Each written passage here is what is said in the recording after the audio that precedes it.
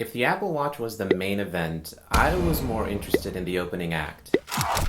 Afternoon. City daylight time will be. So let's dig into Apple's new MacBook. First, the general trend in computing has been to go more mobile, as last year, active smartphones surpassed the PC install base for the first time. And the new MacBooks reflect this trend, as the thin design and wireless, fanless performance have now taken over. Now, first thing I noticed was the completely new design, especially the new colors. The new gold and space gray will show people from afar that this is definitely a brand new machine. We have a new keyboard, we have a new ForceTouch trackpad, better performance, and thin design.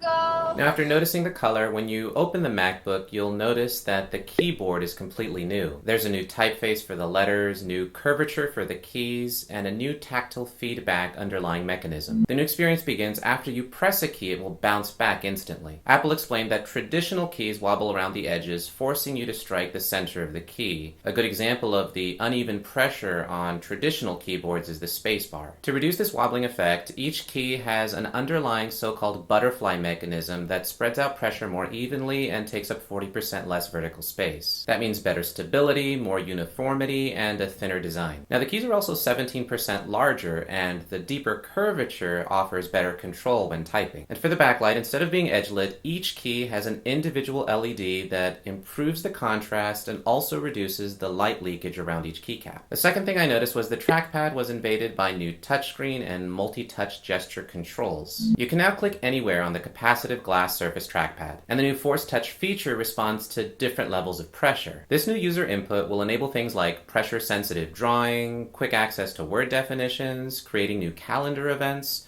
or a new way to scrub through videos or find locations on a map. And also, Apple integrated its Taptic engine to provide a click sensation for better feedback. For example, when you align something in a document, you'll now have a physical, tangible response, letting you know things are fitting just right. Now, a lot of these design changes have been made with a single goal in mind.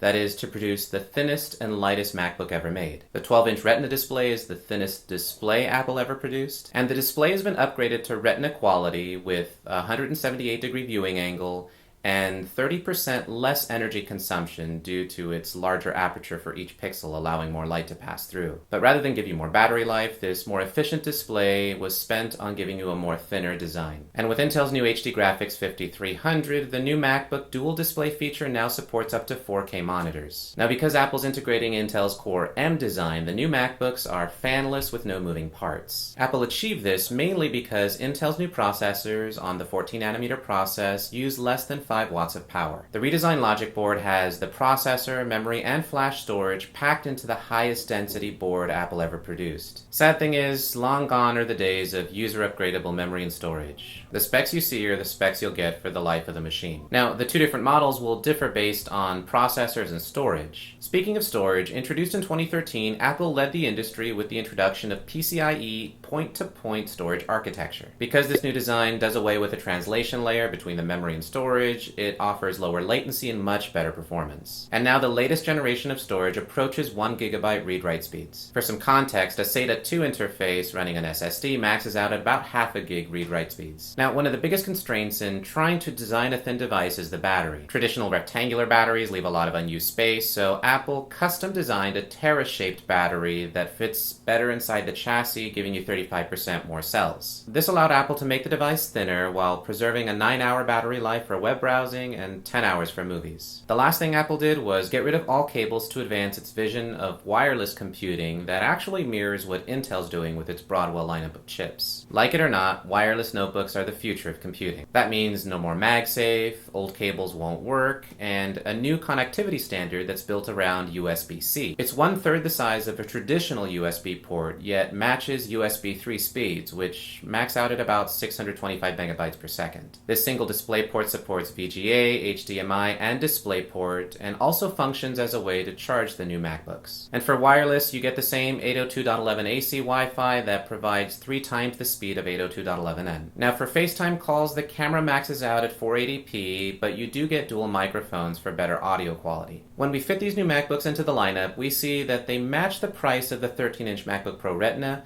but with a thinner profile, an updated keyboard, and a lighter design. On the other hand, if you need more power and performance, the MacBook Pro Retinas still go all the way up to $2,500. Now, Apple also updated the MacBook Airs. They have the same display, the same keyboard, but they do have some performance improvements. Besides getting the ForceTouch trackpads, you also get the new 5th generation Intel Broadwell chips. And the new Thunderbolt 2 ports support up to 2.5 gigabytes per second. Apple also updated the flash storage to support the same 1 gigabyte read-write speeds as the new MacBooks. Biggest difference though now is the new MacBook Airs are now the thicker and heavier MacBook. You can order the new MacBook Airs now, but we'll have to wait till April 10th for the new MacBooks to ship. Overall, Apple is positioning its laptops to lead the charge towards a new mobile computing future.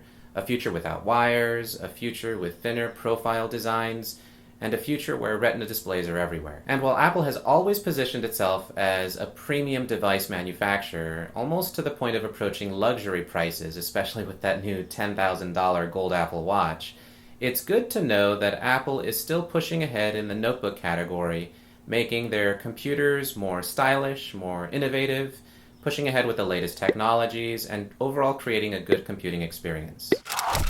At the soon, City Daylight Time will be. So thank you guys as always for watching these videos. I just wanted to quickly recap the major points of today's keynote event. I'll be producing future videos for my thoughts on the Apple TV strategy, the Apple Watch strategy, and hopefully reviewing a couple of those products in the coming months. So please stay subscribed to the channel. Let me know your thoughts, opinions, comments, good, bad. Thank you as always for watching these videos as we continue to explore how technology changes the world.